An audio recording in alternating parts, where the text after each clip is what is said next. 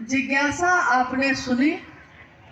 जिज्ञासा है कि भगवान शिव और गुरु शिव में क्या अंतर है। कोई अंतर नहीं है, क्योंकि वही महादेव गुरु भी है, परंतु कुर्सी बदल गई है। भगवान के रूप में वो समदर्शी है। भगवान के रूप में जिसने जो मांगा उन्होंने दे दिया।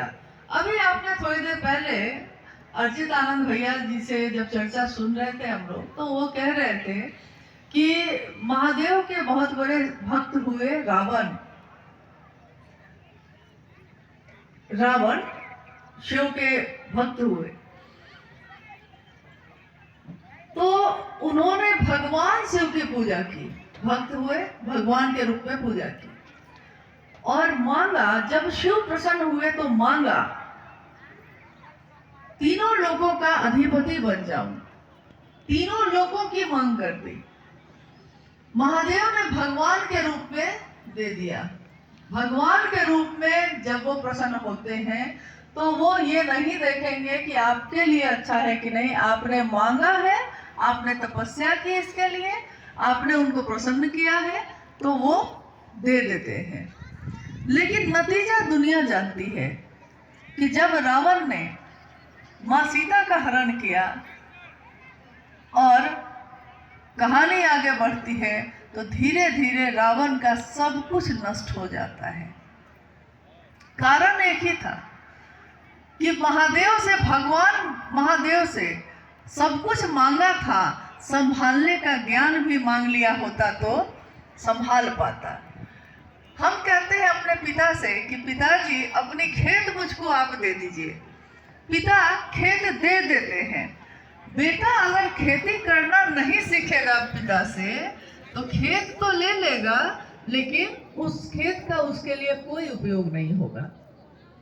कोई बेटी कह रही है कि माँ तुम अपने ये सारी चीजों को मुझको दे दो, पूरा घर ही मुझको दे दो। बेटी ने मांगा, माँ ने दे दिया। घर संभालने का ज्ञान नहीं हो, यानी गुरु के रूप में वही भगवान शिव हमको आपको जो देते हैं उसको संभालने का ज्ञान भी देते हैं।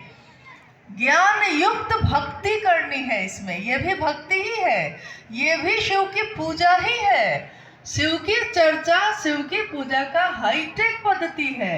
मतलब हम जिस जगह पे मंदिरों में या अपने पूजा स्थल पे भगवान शिव की पूजा में फल फूल या प्रसाद चीजें चढ़ाते हैं, उपहार चढ़ाते हैं और कहते हैं भगवान को कि हे भगवान, हे शिव, कर्पूर गौरम करुणावतारम संसार सारम भुजगेंद्र हारम। हम भगवान शिव की पूजा करके उनके सामने खड़े होकर उन्हीं की स्तुति का गान करते हैं और कहते हैं कि आप ऐसे हैं, आप ऐसे हैं, आप ऐसे हैं। भगवान शिव को पता है कि वो कैसे हैं। साहब महेंद्रानंद जी ने कहा कि अगर महादेव ऐसे ही हैं, इतने ही अच्छे हैं, तो ये बात दुनिया को बताइए। वो शिव जगह है, दुनिया सोई है। इसीलिए जब कोई कहता है कि आज से और अभी से मैंने शिव को अपना गुरु माना है, उसी समय हम सब मिलके कहते हैं, जागा जागा महादेव। हम यही कहते हैं। वो महादेव नहीं सोया है, हमारे आपके अंदर जो महादेव हैं वो सो गए हैं। उस शिव को जगाने की बात कही जा रही है। महादेव तो जगे ही हैं। तो गुरु के रूप में वही शिव हमारे आपके अंतर में जग जाते हैं।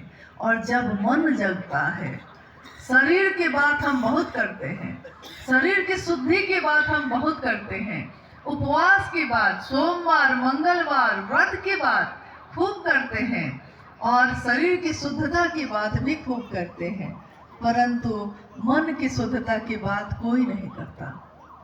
और मन उजियारा जब जब छाए, जग उजियारा होए, देखो इस उजले दर्पण पे धूल न जमने पाए।